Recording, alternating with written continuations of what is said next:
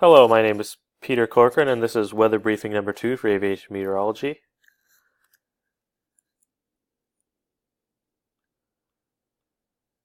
And first, we'll start off with the national conditions, the current conditions. First, we've got the service analysis chart, issued 2218 Zulu on the 7th of July. Not too much going on. We've got a little cold front moving through North Dakota. We've got some troughs along with the low pressure systems and mostly high pressure systems throughout the southwest. So nothing too crazy going on. And now we'll move on to the up air analysis. We've got here's the low level right here. We'll move on to the mid level. Again, nothing too crazy going on. A little bit of storms down in the southwest, but nothing too much. And now to the high level. Whereas, well, we've got nothing too much going on. We've got, we can see the jet stream coming through from east to west, where it usually is. And we've also got the temperatures up there too. Next, we move on to the satellite. First, we've got here the visible satellite. Not too much cloud cover here in North Dakota. We've got some, again, down in the southwest where some storms are right now. And in the Rocky Mountain area over Utah, Colorado, and Wyoming as well. And now we move on to the infrared satellite. Again, it's pretty much the same thing. Not too many clouds in the Midwest and quite a few clouds in the south and in the western part of the United States. And now we move on to the water vapor satellite. Pretty much nothing in the Midwest. Again, all the rain and precipitation, falling in the southwest here in the United States. And we've got some water vapor as well in the west where all the clouds were as well. And next move on to the radar, the current radar, which kind of confirms what we saw on the satellite. Some thunderstorms down in the south, Louisiana, Mississippi, Alabama, and some rain over by the Rocky Mountains as well. And nothing pretty much in the Midwest until some stuff a little above Grand Forks in Canada, but nothing too crazy. And here we've got the convective outlook. Just normal thunderstorms for most of the south and the Rocky Mountains, and then we move into the marginal chance for severe thunderstorms in the Great Plains, Wyoming, South Dakota, North Dakota, and then a slight chance where we are, North Dakota, northeastern Minnesota as well. And we'll move on to the active SIGMETs and airmets. It's mostly turbulence and thunderstorms, as we can see the one that is in Grand Forks. And again, all the SIGMETs and airmets are where we saw the thunderstorms present before in the south. And a lot of them are not a factor to us flying here at UND. Most of them are flight level 450 and above. And then we've got some to flight level 410, which is the one we're in, so nothing too bad.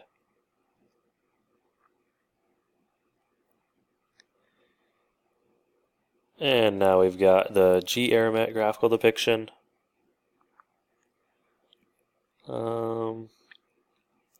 We're mostly still again thunderstorms. We've got some, most for turbulence around. We've got one in Ohio, Pennsylvania from flight level 320 to 420. Out in New England from 250 to 370. And we've got clouds, or an IFR one over by Washington, which is pretty typical. And we've got freezing in southern Nevada as well. And now we have the lowest freezing level. Can't really see the chart, but I believe it's about 15,000 was the freezing level for the red, which is most of the United States, and including Grand Forks where we are as well. And now move on to the local conditions here in Grand Forks and eastern Minnesota as well. Here's the METAR data as of 0 Zulu on July 8th. It's pretty much VFR everywhere. You see the whole Minneapolis-St. Paul region is VFR.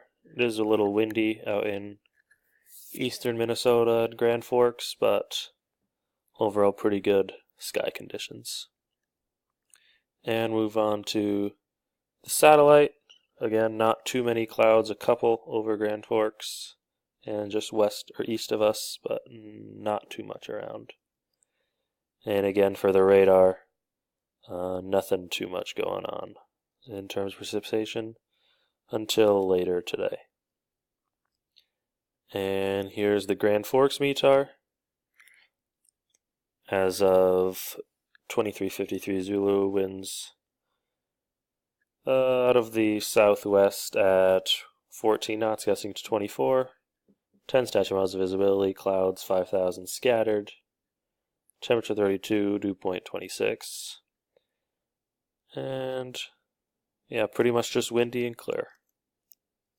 And we've got some pilot reports for around the Minneapolis-St. Paul area. We've got one from Fargo. Let's see, we got